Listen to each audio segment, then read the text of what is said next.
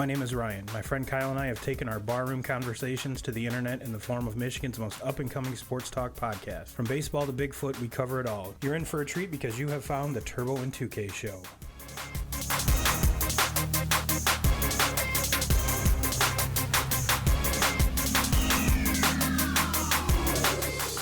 What's up, 2K crew? It's Turbo and 2Ks at Studio T.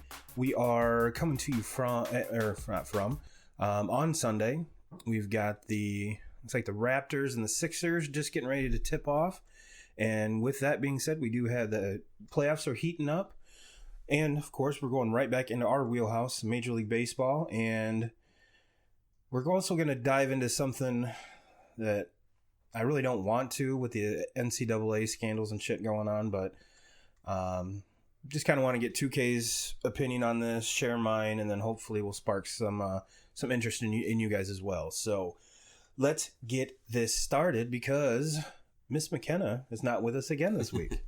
Yeah, I don't know what's up with that. And, you know, for those of you that don't know, they did really, really well at a tournament yesterday. Got into the final game. Wasn't fortunate enough to bring it home, but kudos to the Lady Cats. That is an awesome accomplishment. And bro, the weather's finally nice. Yes, I actually got on the golf course this morning for the first time all year. You did that, and I got ice cream from Wild Patch for the first time. So different goals for different folks, I guess. That and my ass was not getting up that early to go with you. No, and my wife actually wanted me to mow the lawn today, but I was, I'm going to spend my day on the golf course instead. Yay! Well, luckily enough, my brother's the new mower smell hasn't worn off yet, so he was awesome enough to come mow mine. Otherwise, we'd probably lose my dog in it. Yeah, we need to send him over to Cedar Lake. All right, well. As far as the NBA goes, 2Ks, I don't know if you want to call it boring. I don't know if you want to call it what we actually want to call it, because every series, as of right now, because like we said, this game hasn't started yet, every game is at a 2-1. Mm-hmm. So maybe it's evenly matched, maybe, because if they're all 2-1, that means that the home team is held court. Yep. And I think we've kind of gotten a little bit spoiled or we're too reactionary when the home team wins the first two games. Yeah, not really no excitement to it, and these NBA playoffs are really not exciting to me anyways until we get down to like the last four teams, right? You know? And I was sitting back thinking the other day, it's like, man, is it less exciting because LeBron isn't here, or is it just anticlimactic? Yeah. You know, I think it's actually more exciting that LeBron's not here. I'm tired of seeing the same. I wish the Warriors weren't here also, right? So we could see some new blood out there. But so to me, you know, LeBron not being there actually makes it better in my opinion. But it's still, the problem is these things it lasts too long. They need to speed this process up. We've touched on it every week, I think, now that we've been talking about the NBA playoffs. But it goes on for too long. Yeah, I'm almost positive we cannot beat that dead horse enough. And the weather's nice, so my dog is really cooped up right now. So she wanted to get on the podcast as well. So Miss Morgan, here's your time to shine. And she's using all of it. And I thought I hid all the squeaky toys, but I guess not. Bad dad. But one of the things that I've been kind of following, because I was the one that picked the Rockets to beat the Warriors, is, of course, James Harden. And game one was fucking impossible to watch. Every time he shot the ball, he fell down. Mm-hmm. Yeah. And you know, you and I kind of touched base on this before we went live. It's like, you know, this was even before he got hit in the eyes. This is before any of that. It's like, stop trying to draw contact and score the fucking ball. Mm-hmm. I understand you make a living at the free throw line. You're a great free throw shooter, a great penetrator, a great scorer all around, and being a good drawing contact is part of being a good scorer. But come on, yeah. And you hear him complaining in these post game conferences and everything. When you flop like that, you really think you're going to draw all these calls from these officials? I mean, these officials are picking up on it, and they're seeing, you flopping around the whole game, you don't think you're going to get a call from that. Go up strong, play the game the way it's supposed to be played, and then the calls will come. And stop kicking your fucking feet out. Yes. Oh, he's in my landing zone. He's in my landing. You're jumping towards him. Stop it. Yeah, you already take a 4-step, Euro step, travel. Crab step. Yeah. Like, what more do you need there, bro? Yeah, but before too long, you're just going to be like, get the LeBron treatment and not have to dribble, period. But anyway, injuries aside, flopping aside, Harden showed up last night, dropped 41 when they beat the Warriors in overtime last night. So I was kind of happy about that because my pick's not dead yet. Yeah. If they would have lost that, I'm pretty sure you could put the nail in the coffin. The thing with the Rockets, and you saw it a little bit last year in this playoff series with Golden State, they play a little bit too much iso ball, and that's why I like watching Golden State so much. Is they move the ball. They're so good at you see Steph Curry, Klay Thompson, the way that they move without the ball in their hand, and the way that they get open. They're just a fun team to watch. Yes. Now, when you watch the Rockets, the only chance they're going to have is if Harden can go for 40 plus. He just has to go off. And if he can't score 40 plus, they're probably not going to be able to beat him. No, and if you look at the Harden supporting cast as compared to Steph's supporting cast, it's not even fair. No. I mean, yes, Chris Paul is a legit, yes, and pretty much as legit player as they come. But kind of stops after that. Eric Gordon, maybe. Yeah. They got Capella inside, but we just mentioned Klay Thompson, Steph Curry, and we didn't even mention the best player in their team and Kevin Durant. So, and I if I'm remembering correctly, in Game 2 it was Draymond Green, coming up with a triple double, and I found it rather funny when listening to, I can't remember if it was Golick and Wingo or maybe the Doug Gottlieb show later on in the day, that they were trying to say that the Warriors go as Draymond Green goes. And at first I'm like, get the fuck out of here with that. But if you it's kind of true. He's the one that pretty much cost them the title when he got too many technicals and had to sit out a game. And that's what LeBron took advantage of that and ended up winning the series. So maybe there's a little bit more to that than what I just kind of shook off as at face value. But to me, he's the spark plug. He's the catalyst. Exactly. He's the energy of that team. I mean, you look at Curry and even Durant. There's not a lot of energy with them. They're not getting on each other, and holding each other accountable. You don't have that problem with Draymond. He's going to let you know. If you're slacking off on a couple of trips down the court, Draymond's going to let you know. Oh yeah. So you got to have one of those guys on your team, especially a championship caliber team, a team that's been there 5-6 years in a row now. 4 too many times. Yeah, they go however far he's going to take them. I mean, is he going to be the guy that's going to score 20 points a game for him? Absolutely not. No, not consistently. No. He's going to guard probably the best player on the other team. He's going to get 10 boards. Yes, he's going to get all the rebounds, and you got to have a player like that. Yeah, and so I'm still standing by my pick. I do think this will go 7 games, and it's going to be which team can win on the road. And if you look back into the last series, Golden State wasn't that strong at home. Mm-mm. So that, and they're, like I said, they're all at 2-1. And which one was it? The Nuggets game went 4 overtimes the other night. Holy shit. Yeah, that I did not stay up and watch that. Not at all. But so it in my opinion, it is getting a little bit more exciting. We shall see how this all pans out. And the Celtics are kind of the unknown team for me right now. Which one are you going to get on a nightly basis? Are you going to get the balling out? Everyone is, they're more of a team than, even though with Kyrie can do that, kind of take it away and and make it an ISO game. Mm-hmm. But when they win consistently with Kyrie on the floor, there's no ISO like that. They're moving the ball. They're more of a team. And if you look at their roster, compared to the Rockets, the Warriors, even the Raptors and the Sixers, I mean, Marcus Smart. I mean, yeah. I mean, that's not a dig on him. It's just comparing him to some of the others in his position. It's like, he might be one of the last ones I would take. Yeah.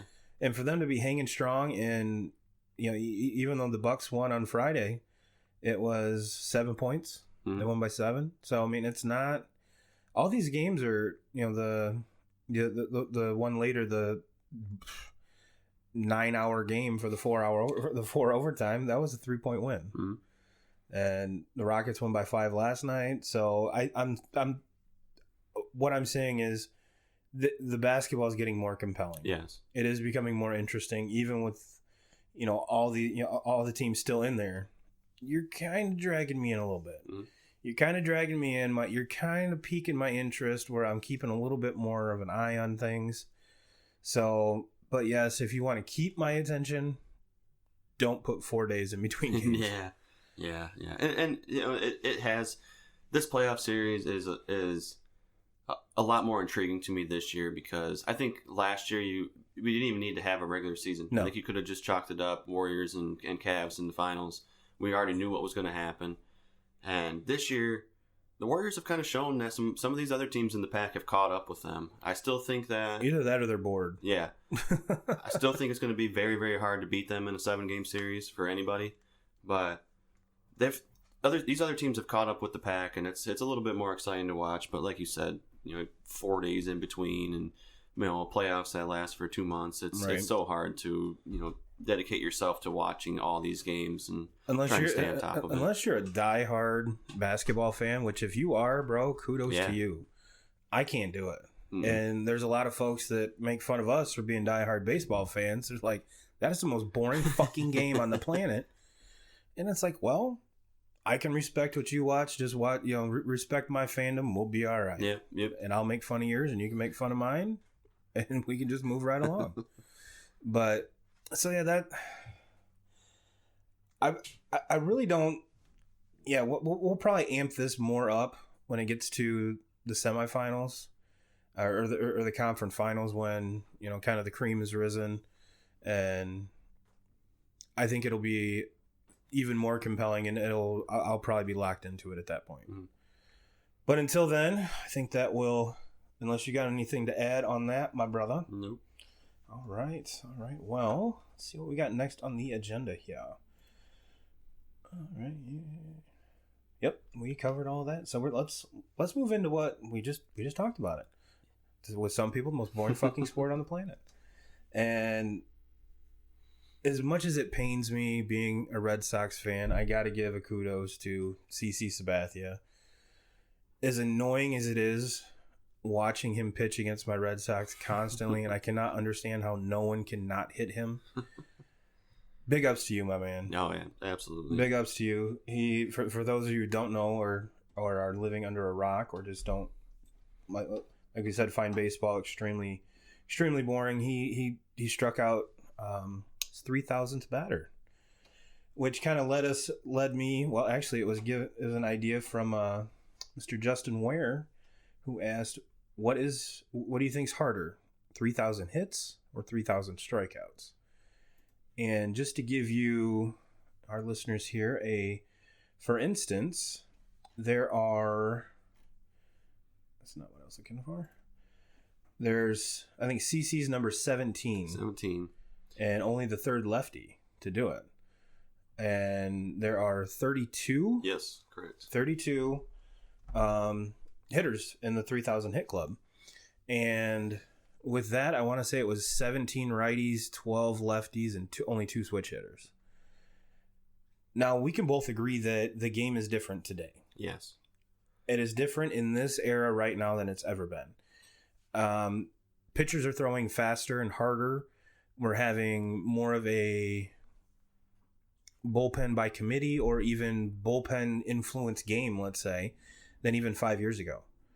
Our generation is one of the first to see the closer and the setup man and everyone have a role in the bullpen. So where if you get 5 innings out of your starter, that's good. Mm-hmm. That's good because you can fill the 6th and 7th with the other guys in the bullpen, and then you have your 8th and 9th guy that are just locked down throwing 100 miles an hour. So mine's kind of twofold, and with the pitchers not and pretty much, and I really didn't look this up. I'm assuming every pitcher in the 3,000 strikeout club is a starter. Yes, I think I don't think a reliever would have enough time to get that many. So, with that being said, I think one could say it's harder for a pitcher to reach 3,000. And we're not even talking about 300 wins because I think that is out the fucking window. Mm-hmm. And I think they ran a stat that said that Clayton Kershaw statistically is the one that could possibly do it. Mm-hmm. However, he'd have to pitch until he's 45. Yeah. So that being, I don't think that's even realistic. He's not TB12. No. and that's a really good point on to why I think it's harder for a pitcher to get 3,000 strikeouts than it is for a batter for 3,000 hits is just the health issue. The health with with your arms these days, and so many injuries with pitchers, and being able to stay healthy. And let's just face it, even if you are a pitcher these days that can throw 95, you might be able to do that for 5-6 years, but you're not going to be able to throw that hard when you get into your mid 30s and into one would think so, yeah. Unless you have like a Verlander for somebody just a freak like that, mm-hmm. But your velocity is going to go down as you get older. And yeah. I mean, I know the same argument can be made for hitters. You're going to lose some of that power, but you're still going to be able to hit the ball. I mean, yeah. You don't need power to get 3,000 hits. No, and another thing, and I can see pros and cons of each side of the argument. Like we were saying, the bullpen for one.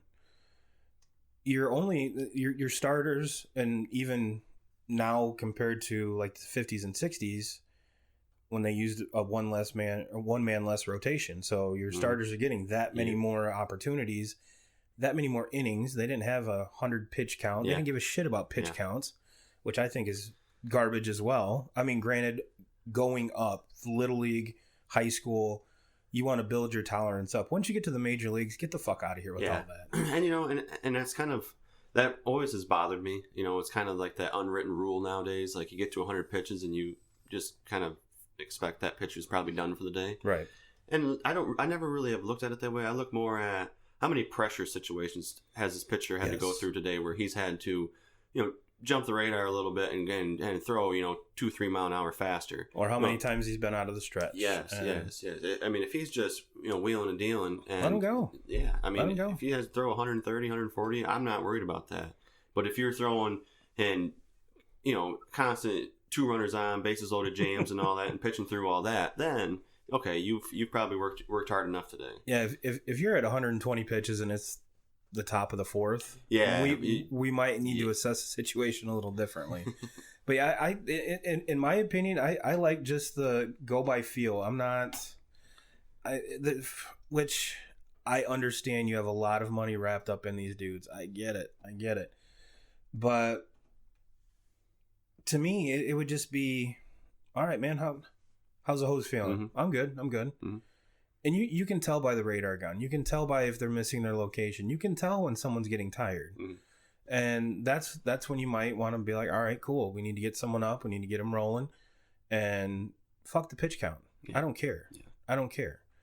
So that's kind of limiting pitchers. Mm-hmm. And if you switch to the other side with the 3,000 hits, you can use that bullpen, bring that right back into the argument and say, well, back in the day, you were facing the starter 3 or 4 times as a hitter in a game. Now you're facing him 2. Yeah.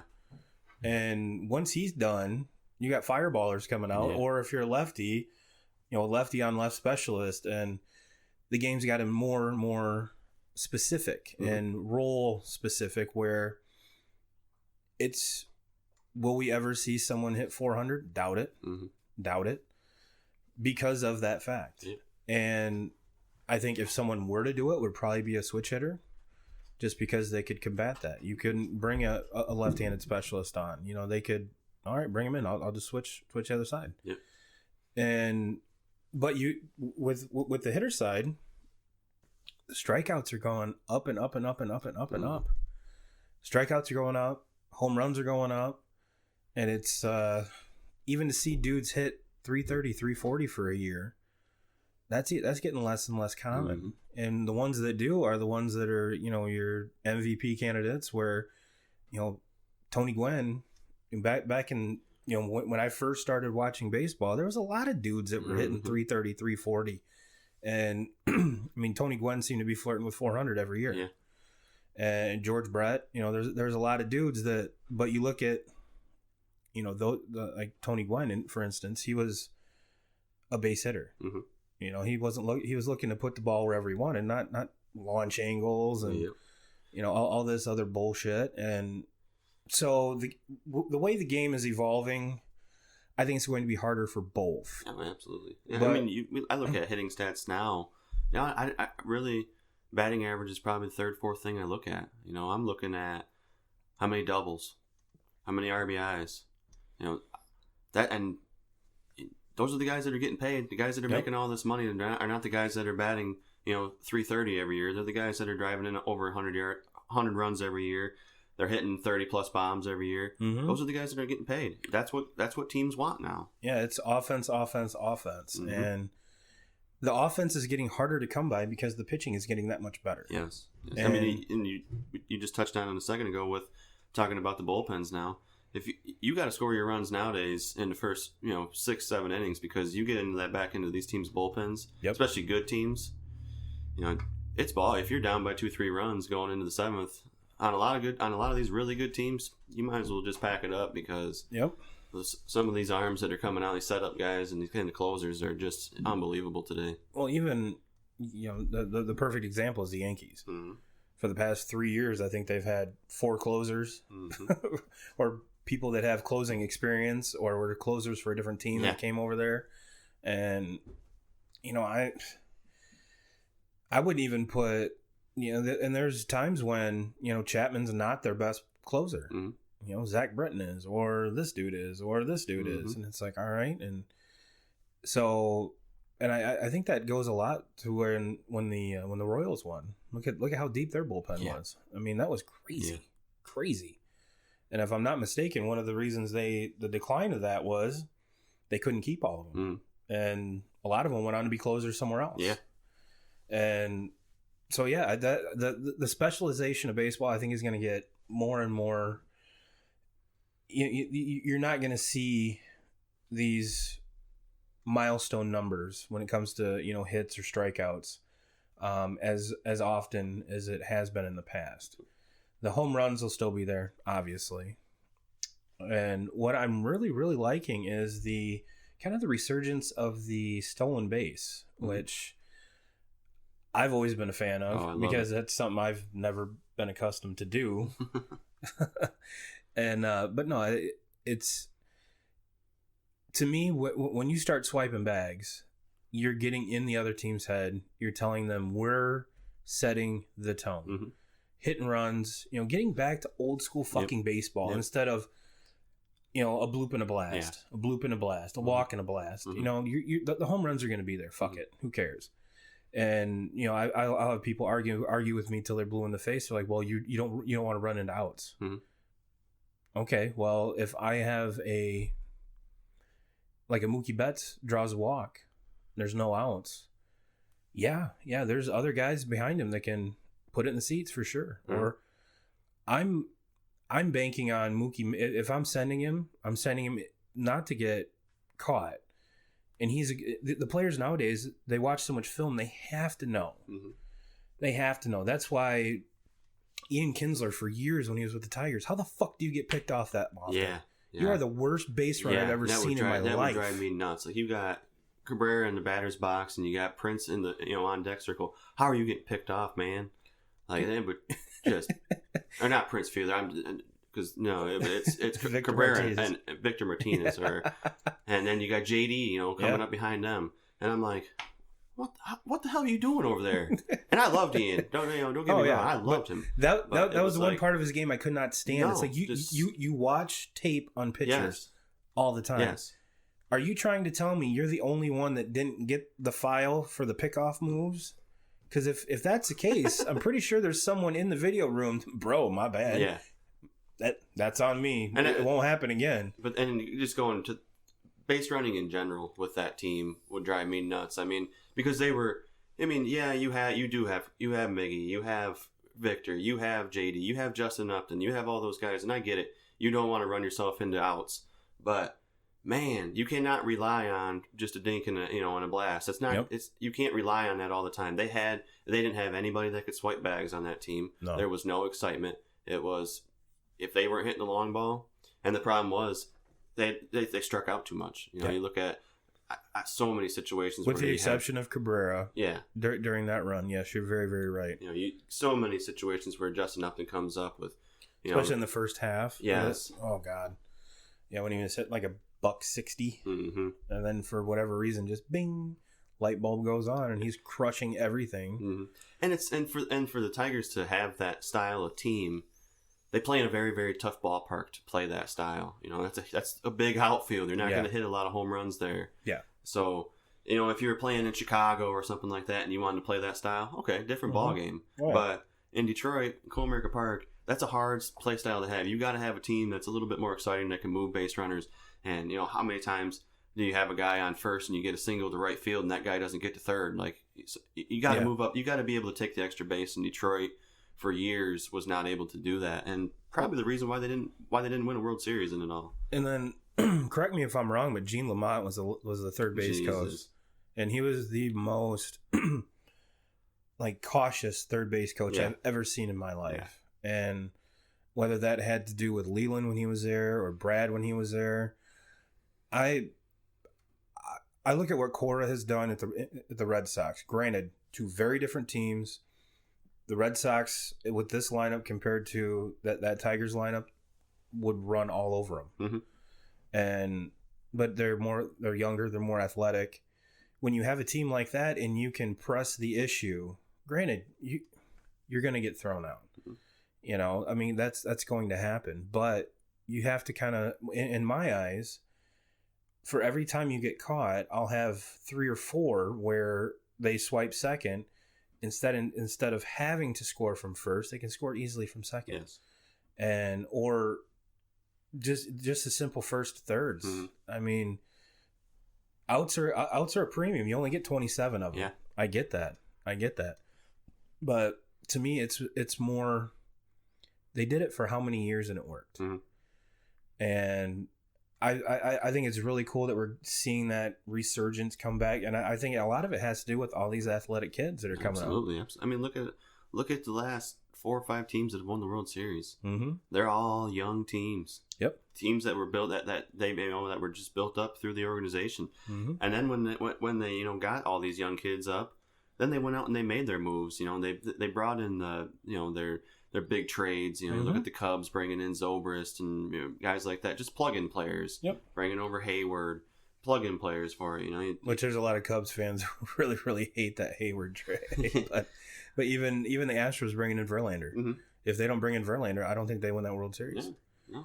And last year, I mean, granted, they signed him as a free agent, but JD for the Red Sox and Pierce, the World Series MVP, that I had no idea he played for all teams in the AL East now. So he's a well-traveled veteran. So, and it's it to me, I think that the hit and runs, the stolen bases, it's still mixed with. I mean, you can't look at the Dodgers and be like, man, that's night and day from last year. Mm-hmm. I think, of course, obviously launch angle is a real thing. I would have argued 2 years ago that you're full of shit. And there's still a lot of people that will argue you're full of shit. If you hit the ball square on, it's going to go. Mm-hmm. But at the end of the day, home runs, everything gets you paid. Get you paid. So if you can do it, I mean, do it. I mean, like I said, all these young kids that are coming up, that's what they're taught, launch angle. You know, that's what they've been taught since probably even before high school. But yes, to kind of backtrack and bring this thing all the way around here is the game's changed. I don't think I still think there's probably one or two pitchers that are going right now that'll hit 3,000. 3,000 hits. I think you can pencil Mike Trout into that. Easy. Yeah, Miggy. Yeah. There's a lot of young kids that, barring some freak injuries, that we're going to see a lot more on that 3,000 hit mark than we will on the 3,000 strikeout. And you just said it, injuries. That's the key. I mean, I think for me as a Tigers fan, 3 years ago I'd have said Miggy's going to just walk into these records easy. Yeah. Well, now it's kind of scary to talk about that. I think he'll get to the 3,000 hits, but as far as getting into the home run numbers and everything, he's got one home run this year. His power numbers are not there anymore, and I blame a lot of that on injuries. I wouldn't put so much into that right now. I think he still ends up with 25 to 30.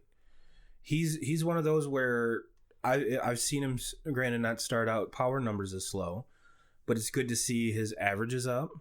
Not which he's always more of a slow starter. And let's be honest, a lot of the Latin kids, that's the ball doesn't start to fly until June. Yeah, let's be honest. Grass isn't even green yet. I mean, the ivy is not up on, not even green in Wrigley. So, but yeah, that I with Miggy, as far as that goes, if he stays healthy all year, which is this is the healthiest I've seen him in probably 3 or 4 years. Yeah, he looks healthy. He seems to be running the bases pretty decent, but to me, a lot of it with him is I just don't. He's had so many games off these last 2 years. Yep. I just think it's a timing thing for him. I don't think he's got his timing down yet, but he's a Hall of Famer. I mean, no doubt about it. He's one of the best right-handed hitters I've ever seen. Yeah, and if you think different, I will fight you, hands down. So here's a story. AAA baseball is using the MLB baseball for the first time. And silly me, I didn't know there was a difference. Me neither. I had no idea there was a difference. And the results from the AAA teams is that they're on a pace to break, and we're talking all of them combined. They're going to set pace for the most home runs in a season. And a lot of folks are accrediting it with the change in baseball. So I wanted to dive a little bit into this because, like I said, I didn't know there was a difference. Never looked. And if there was, I figured, one was just a Rawlings, one was just another one, and they were the same compression, same everything. And that's not the case at all. That's not the case at all. And both of them are, well, the old ones and the current major league ones are, they're both Rawlings. And the only difference is now is that there's a stamp on them that says that's the minor league logo is on them instead of the major league logo. But and you may be asking yourself, and I ask myself this, well, why the fuck haven't they been using the same ones? Yeah. To me, you would, if you own the Tigers, you would want Toledo using the same equipment the big guys are, so when they do get up there, they're used to it. Yeah, absolutely. I would want all my minor league affiliates playing with the same ball, same equipment, same everything. Yeah. I mean, yeah, and I'm trying to find where it is, and I'm actually looking on baseballofamerica.com. And it says the two balls are very different. The Major League ball has smaller seams and better quality leather. The minor league ball has larger seams and by accounts of numerous players does not carry as far when hit. Which makes sense. The higher the seams, the more drag. It's not as aerodynamic. Makes perfect sense. It says the two balls are made actually in two very different manufacturing facilities. The traditional minor league balls being built in China, while the major league balls built in a Rawlings-owned operated factory in Costa Rica. So, still doesn't answer the question. Why? Yeah. Why? Well, they dive into that. This is a simple reason: it's cost, which makes a lot of sense. Something that's made in China is going to be a lot less expensive to make than even in Costa Rica, which I didn't know that was the baseball mecca down there. But it says the AAA teams and MLB will share the increased cost of switching to the MLB balls. Cost is almost twice as much as the minor league ball. Minor league balls are running close to $100 a dozen. MLB balls are $100 a dozen compared to $50 a dozen for minor league balls. And if a fan wanted to buy them, a dozen of major league balls is $200. So if you and your boys want to toss around some major league leather and you want a whole dozen of them, it's going to run you 2 beans. And so to kind of the brass tacks is this is a typical minor league team uses between 7,000 and 10,000 baseballs in a season. Holy shit. So even just switching AAA ball to MLB balls would increase the cost of baseballs as a whole by roughly $1 million per team.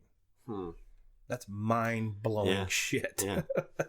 And so I again can't remember which show I was in, and they brought this up, and which if you look back to, I want to say it was last year, the year before in the All-Star game, which is a home run fucking fest, and everyone was saying that they were juicing the baseballs for the All-Star game, and pitchers like Justin Verlander and a lot of other ones came out and said they felt different. I couldn't throw my slider; it wouldn't spin.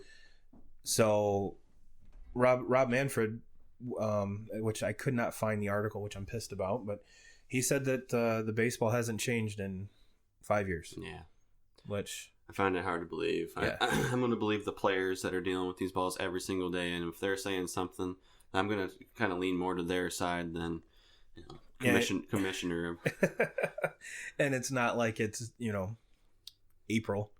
Yeah, this is in July. It's warm, and when you can't grip the baseball to throw a slider, and it just cement mixes up there, fuck yeah, they're gonna hit it a long way. So, and then you add a little bit more more compression, it's gonna go even further. And I mean, and it makes sense at the end of the day. I mean, the fans want to see, and especially something like that, it's a fucking exhibition. Yeah, who cares? Yeah, who cares? The fans want to see the long ball. I mean, that's just the way it goes. I mean, if you're a pitcher, you might get, I can understand why Verlander's pissed off, about it, but home runs put fans in the stands. Yeah. If you're pitching in the All-Star game, you're probably throwing 1 inning and you're done. So I get it. But yeah, to kind of wrap this baseball story up, it says that they're all going to be the same, made out of the same leather, the same compression. Literally, the only difference will be, instead of the MLB logo, will be the MIB logo. So, yeah, that's kind of a, and yeah, if I'm a major league owner, I want my kids down there using the same shit. I totally agree. So there's not an adjustment. There's no, because can you imagine? And I remember when I was pitching in high school, you would get, usually the ump has 3 balls, 4 balls, whatever it is. And you would get one with high seams, one with low seams. And you could throw your pitches differently depending on which ball you had. Had I known that you can't hit which I would have thought about it. If the higher seams, the ball doesn't go as far. Give me all those. Give me all those. Need as many as I can get. Yeah, and give the other pitcher the low seams. Yeah, and I mean, obviously the numbers don't lie. I mean, the ball that they're using flies. Yeah. But so the people that the ones that I would want to ask the question to are the pitchers. How does this affect your pitch? Are you not getting the same spin on with these balls as what you were with the ones last year? So, to me, all the questions I would have is, obviously the hitters are probably loving it. Yeah, they're off to a torrid pace, and that's not saying that the pace will continue by any means. I don't see Cody Bellinger continuing his tear, but will he end up with a good season? Yeah. But I think it's time will tell how it'll do, and but for as cold as it's been, and I mean, just I didn't know there was a difference in the seams, to be honest with you. And once I read that, I'm like, fuck, this makes a lot of sense. Mm-hmm. Less drag, it's going to go farther. Yeah. Fuck me, right? Who said you wouldn't use science today, Turbs? But so, and like I said, I didn't even know. I thought they were the same ball, just with a different logo on it from the get go. Yep. So it's just something to keep an eye on. And so yeah, that's I for whatever reason, call me a geek. I thought that was kind of interesting. And getting to young players, probably the most taught or sought after player got moved up, Vlad Jr. And Christ, watching him, he looks exactly like his dad swinging. The ball will bounce 3 feet in front of the plate, and the dude's still swinging at it. Him and Javi Baez. But Vlad Jr. just got his first RBI last night. Mm-hmm. And what I was, it's kind of hard to do a quick recap because he's only been in, he just has a handful of at bats. Yeah, I want to say he's got like 25 at bats or something like that. Yeah, and to be honest with you, he's probably a year away from actually being ready. But oh yeah, and there's so much pressure on this kid. I mean, he passes the eye test, obviously. I mean, God, yes. He looks like just a complete beast, But what I see is a young kid trying to do too much right now. He's trying to do too much because and easy to do. I mean, look at all the pressure that he's under, and I mean, they've been following him since the first game of spring training this year. Like I swear I watched every at bat he had. I mean, and he got hurt in spring training, so that was obviously cut short. But it was like, just relax, let this kid play, let this kid find his groove, and he's gonna be just fine. I do think he's a year away from really hitting the surface, but he's going to we're going to see a lot of exciting things out of him this year. Yeah. And let's be completely honest, he's probably the only real reason to watch the Blue Jays right now. Mm-hmm. So, and yeah, it's got to be a lot of pressure having your dad be that guy. Oh yeah, absolutely. And you can even talk to Fernando Tatis Jr. There's a lot of dudes that we grew up watching that their kids are making a splash. And I mean, even going back to Prince, you brought him up earlier, and there were kind of the same kind of videos about the same age when Prince was with Cecil, as far as a junior and senior, the Guerreros. He's been around baseball his whole life, so I'm excited to watch him. The kid's just, for as big as he is, how fast he is, how athletic he is. Oh my God! But yes, you could tell who he patterns his swing after. It is not Ken Griffey Jr. It's the only difference is he wears batting gloves. His dad never did. Yeah. Dad never did. He was was it him and Moises Alou? I think both of them were the ones that they peed on their hands. They kind of, and it's a true story. You can Google it. They peed on their hands to make their hands tougher. Which I would much rather just wear batting gloves. I don't want pissy hands. No. So yeah, that's something 2K Crew we will be continually peeking back at just to kind of see where he's at, how's he going, because like I said, he is the number one AAA guy, or not AAA anymore, prospect. There we go, prospect. That's the word I was looking for. And so yeah, with that, let's kind of move into this NCAA, because it's something that I didn't want to talk about, but it's everywhere, and I think we're going to have to talk about it at some point, so we might as well do it now. And this will not be the last time we talk about it. No, unfortunately, you are correct. And for those of you that don't know, and you're living under the same rock, the NCAA has now officially launched an investigation into the Arizona basketball program, and there was an assistant coach that came out and said that the coach, is it Sean Miller? Yep. Sean Miller was paying DeAndre Ayton, was it $10,000 a month or some shit to come play? I think it was $100,000 in all. And I guess they have recordings of this, and yeah, this is, to me, there's about as much evidence here as Bob Kraft getting a handy. So, which one's more damning on your personal profile? I'm not really sure, but I have a feeling that the only difference is that you really can't fire an owner, but Arizona sure as hell can fire Sean Miller. And what I'm curious with is, and I could be very well mistaken, that this all came to light because of an FBI investigation. Mm-hmm. Granted, both NCAA and FBI are all acronyms, but FBI carries a lot more weight to it than NCAA. You can get fired from an NCAA job. If it's FBI and you did something wrong, your ass is going to jail. Mm-hmm. So, jail or unemployment? I wonder. But at the end of the day, do we really give a fuck? I mean, this is...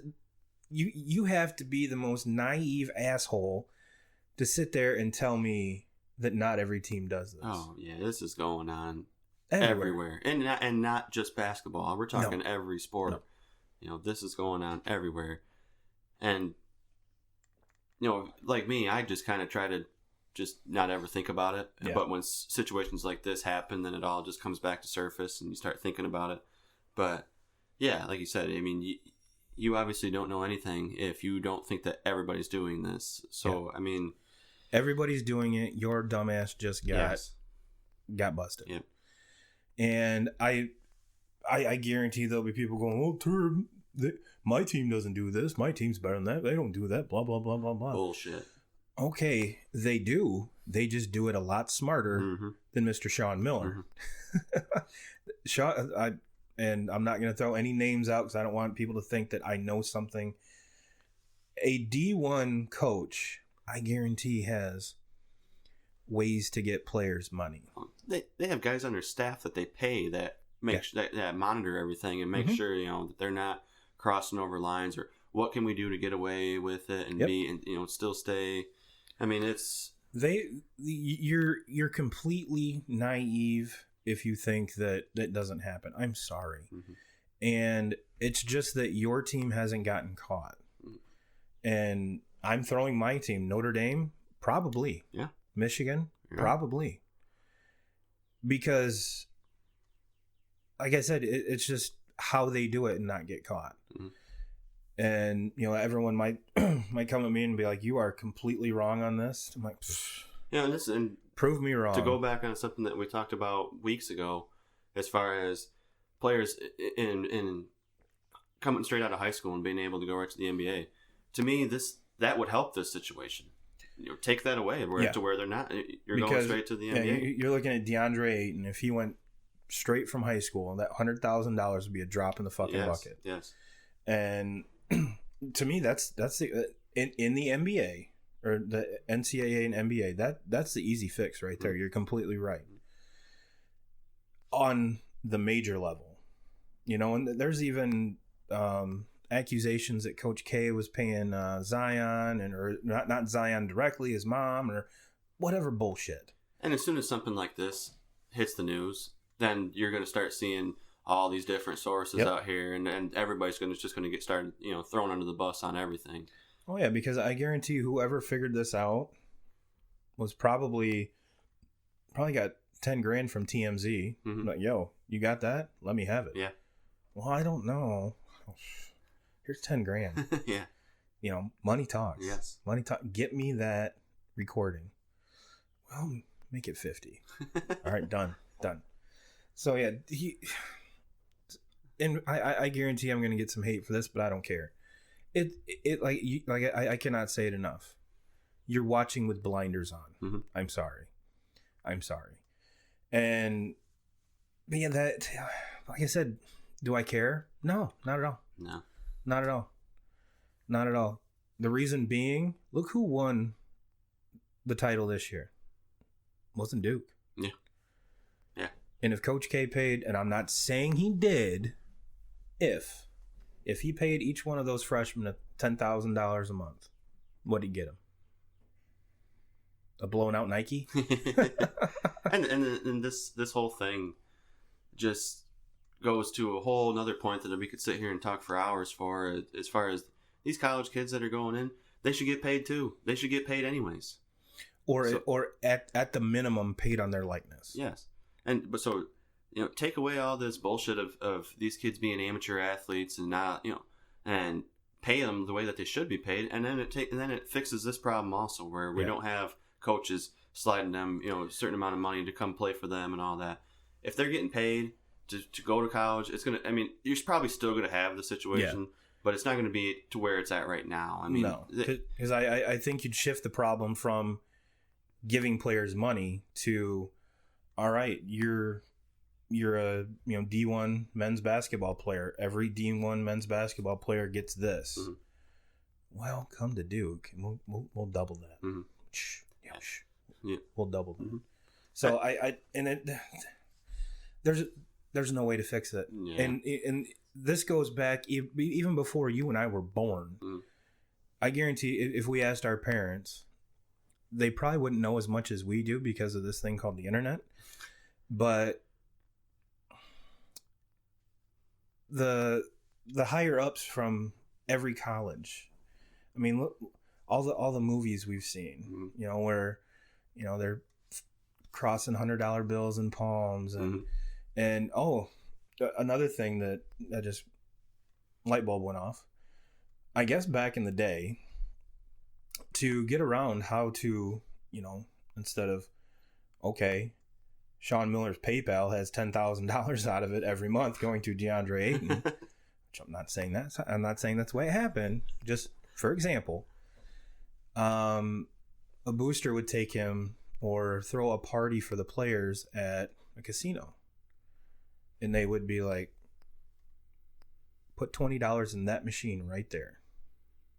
I don't want to gamble. Put the $20 in that machine. Mm-hmm. Lo and behold, it wins $15,000. It's ironic how that happens. Uh-huh. It's ironic. And if you think I'm bullshitting, I wish I could have found the article, because I was reading it at work the other day and I could not find it. Googled the same goddamn thing, couldn't find it. But this is going back to an old booster that said that they would do this shit all the time. Mm-hmm. And it's a lot harder to track when you do it that way. So don't tell me it doesn't happen. It's just, how creative are you at doing it? Mm-hmm.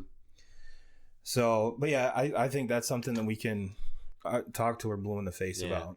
And like I said, does it come to, I don't care. Yeah. I don't care. I really don't. And yeah, and for us to sit up here and say it's just basketball, we're naive. Fuck no. It's all over the place. Yeah. And in this situation, I think this is a bigger problem for the NCAA and all the wrongdoings that they're doing than it is for these universities that are getting caught. But it's going to be the universities that get thrown under the bus, and they're going to take all the heat on this. When in all reality, the people that I blame for is the NCAA. They're the ones that have ruined this. Yeah, and you could even go to the extent where, if the top teams do it, people want, the Dukes, the Kentuckys, Michigan's been there for the last few years. They want those blue blood teams in the mix in the Final Four for ratings. Yes. For ratings. At the end of the day, it's a business. Yeah. It's all about money.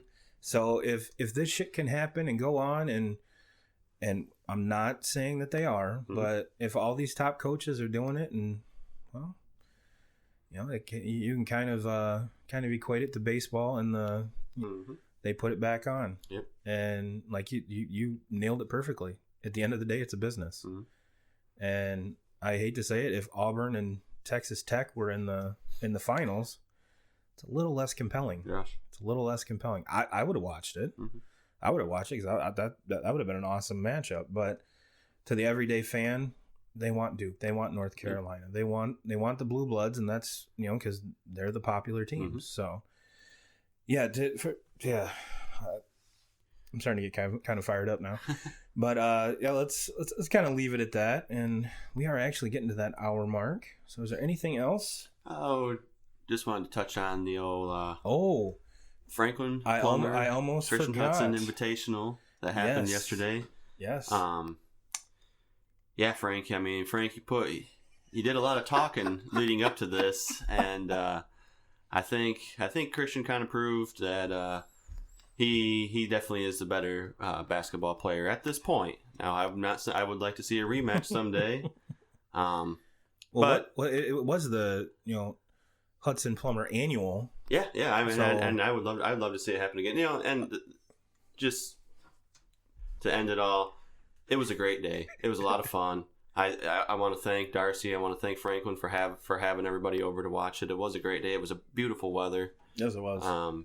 And just to watch two out of shape guys play basketball in the driveway, just acting like kids again, it was a lot of fun. Now, what I was unable to see this spectacle. So if you could, for our listeners that weren't there and myself, I heard that Mr. Hutson had quite the outfit on. Can you kind of elaborate on that for us? He was looking very, very white trashy. I'll put it that way. So for any of the listeners out there that have ever seen the movie Malibu's Most Wanted, that's kind of what Mr. Hutson looked like out there. Yeah, I heard that it looked like a Dunham's threw up on him. Yeah, pretty much. Hey, I mean, he had the actual armband, going all the way to the arm sleeve.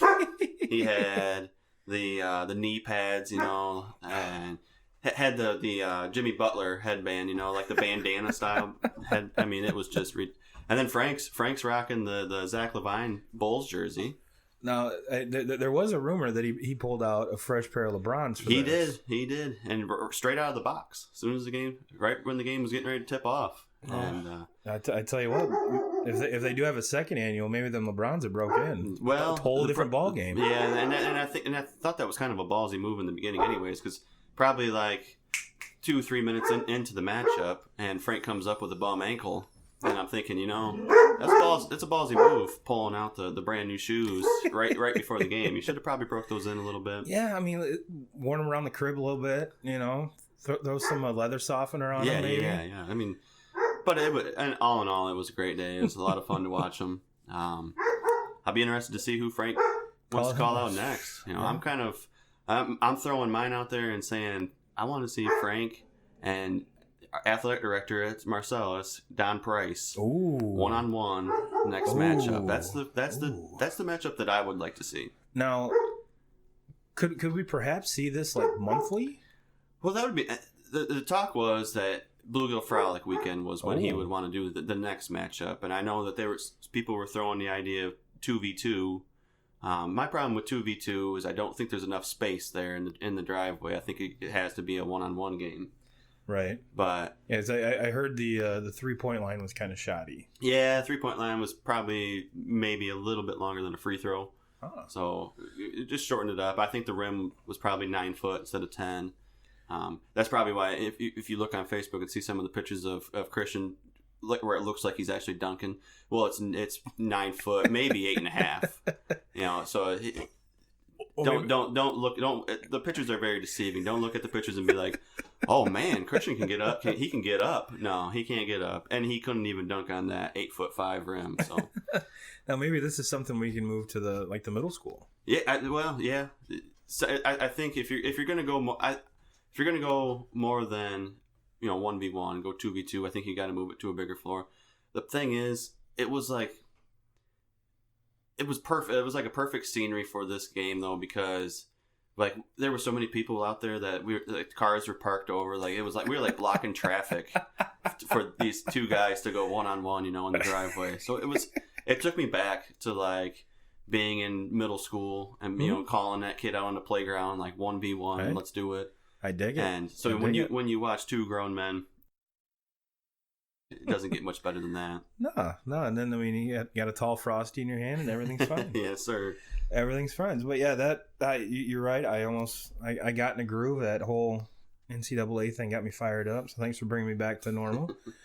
But yeah, we just want to give, again, like Kyle said, a big thank you to the boys. Thank you to Darcy for putting up with everybody and cleaning up the disaster afterwards. But yeah, with that being said, we're actually right at our hour. So I just want to thank all of our listeners, 2K crew. If you don't know how to get a hold of us, which you should by now, turboand2ks@gmail.com, facebook.com/turboand2ks. yes, my lazy ass has not made the group yet. So if you're looking for it, it'll be there this week, I promise.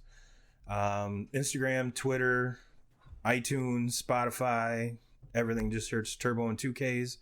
Patreon, whole 9 yards. So with that being said, it is 5 minutes into this, or left in the second quarter. And of course, while I'm doing this, they go to a replay and I can't see the fucking score. There we go. Toronto's up 36-32 on Philly. So let's go Toronto. Let's go Kawhi. Let's get it going. And yeah, with that, I think we wrapped it up. We've dotted the I's, crossed the T's. So we'll get the hell out of here. And Jim Rome, we're coming for you, brother. White trashy.